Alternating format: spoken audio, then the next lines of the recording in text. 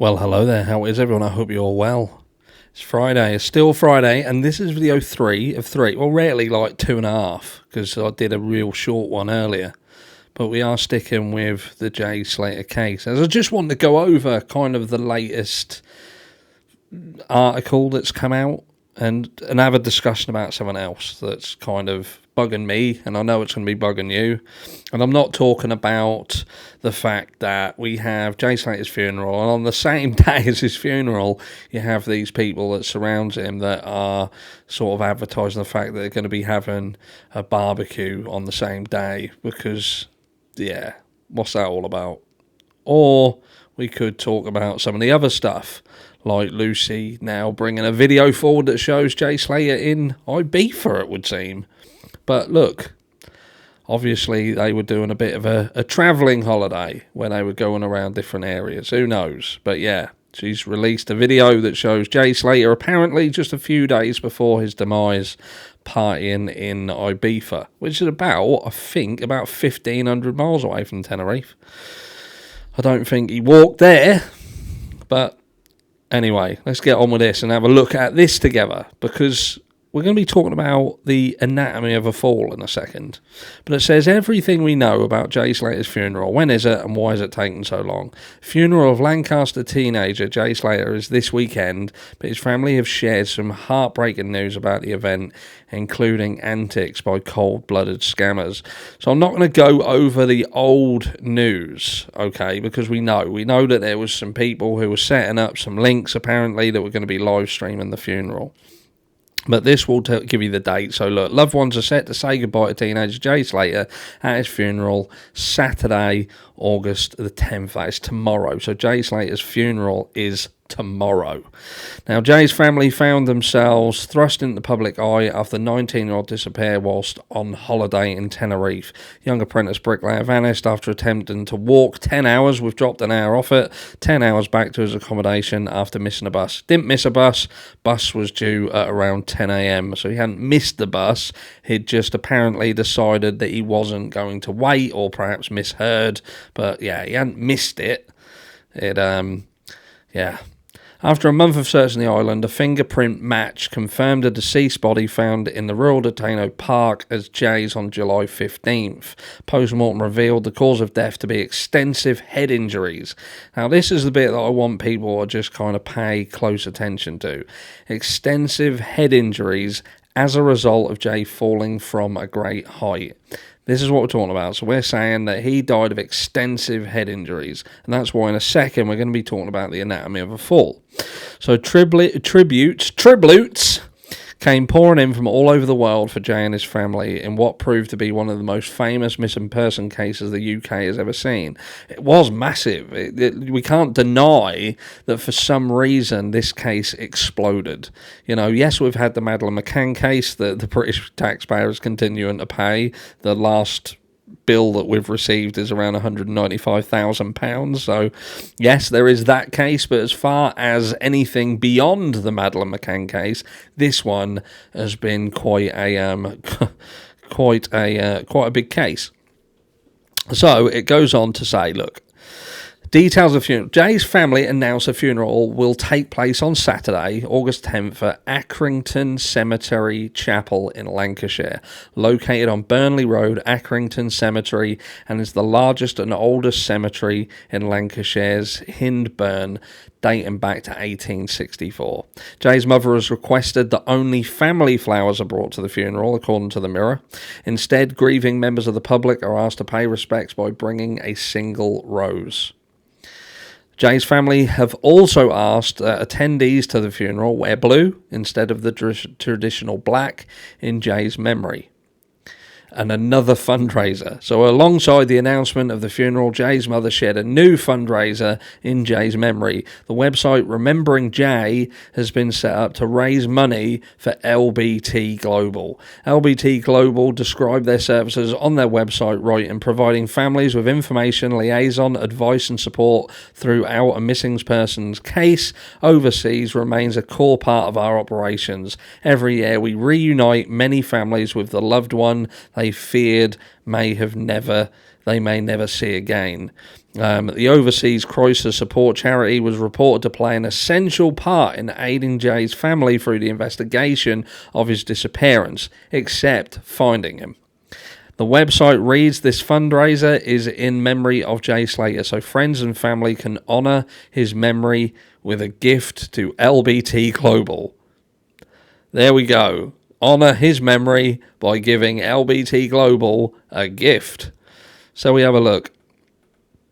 Let's click on this. So this is LBT Global. So we can have a look on there. Providing families with information, liaison, advice and support. Ethical gifts. So this is the website. Can we scroll over to the side at all? Don't think we can. We can donate if we click on donate. I'm not going to donate. They said, it was stated that I believe... So you can donate 30, 50, 100, 200. I think, there we go. So far, £10,399 of a £100,000 goal. There we go. So there is a, there we have it. There we have it. I don't think the actual Jay Slater segment is a bit unfair. I don't know how this worked out, because the way that I read it was that they'd set up like a £5,000 target and it had raised about 500. Whether that is to do with a larger, fundraising effort. But yeah, the Jay Slater segment of that, I believe, was 5. Don't want to be misquoted, but I did read that. But look, Anatomy of a Fall. Some of you may have watched Anatomy of the Fall, and it's there's a more complex story behind that. But the bones of it is someone falls from an attic window, and they die, and it's about everything that happens around it, whether this person had jumped, whether they had fallen by accident, whether they were indeed pushed by a family member. And I think with the Jay Slater case, we have a very similar situation. As I pointed out in that news report, it states that Jay Slater had died from traumatic head injuries. And I thought to myself, because of the terrain, I'm thinking to myself, yeah, he would have sustained extensive injuries, but my thought process is that he would have sustained many injuries. But they specifically plucked out that it was severe head trauma. And I thought to myself, so how would you know that someone didn't smack him over the head with something? Do you know what I mean? Or if he fell, would he have fallen head first? Was he running and took a swan dive and dived down head first and landed? Or, I think about it and I thought to myself, look, we hear about everything around the Jay Slater case. We hear about the sketchy people, because they're sketchy people. People might not want to hear it, but they're sketchy people, and it's a sketchy place. So you've got a guy, and I said this in another video, you've got a sketchy past of the victim, you've got sketchy people around him, a sketchy situation in a sketchy place, and he ends up dying seemingly from falling off a cliff face and ending up with severe head trauma. So I would ask anybody, I would challenge anyone, people like Tenerife Chris, for instance. And I get it. I get some people are going to fall down one side, some people are going to fall. That was a bad analogy. What I mean is they're going to make a decision on what happened, and you're either going to be here or you're going to be here. But I want to challenge the people who believe that this was completely Jay's fault and ask you, how would you 100% know? How would you be able to say, we know absolutely, beyond a reasonable doubt, that Jay Slater, there was nothing else involved in what happened to him. And what happened to him was simply that he fell. That the decisions he made were just decisions he made. And he fell, and the injuries that he sustained was massive head trauma, and he died. Like it says that he died instantly. How do you know that he died instantly? How do you know? Because that, to me, even that statement alone, that to me is like been stated to appease the family, so they don't want to think of their son suffering, which I get that, I get it, but surely in that kind of terrain, unless you're flying through the air and you specifically land on your head before anything else, or you whack your head before anything else, then how do you know that somebody dies instantly? How do you know that? Unless there was just one injury, and it was a huge injury just to the head. And you think, yeah, the point where that injury was sustained, that's gone. That's lights out. But then surely that's not indicative of just a fall, because surely a fall in that terrain, as aforementioned, would produce much more vast array of injuries. You can go on Google yourself and look at how they've done, they've looked at people who have fell in falling accidents and what percentage of them have resulted in, for instance, spinal injuries, in, the outer extremities injuries, like wrist injuries, lower back, neck injuries, but head injuries, specifically head injuries. The vast majority of people in falls where they are specific to a severe head injury, and the other injuries are limited, are generally if someone jumps off a building fucking head first. What I'm saying is, like I say, in that program, Anatomy with a Fall, this is about somebody who loses their life in a fall, and they're surrounded by people who could have potentially contributed to what happened to that individual. And in my opinion, and it's a non-professional opinion, it is just an opinion, I don't know how you can rule everybody out. I don't know how that can be done.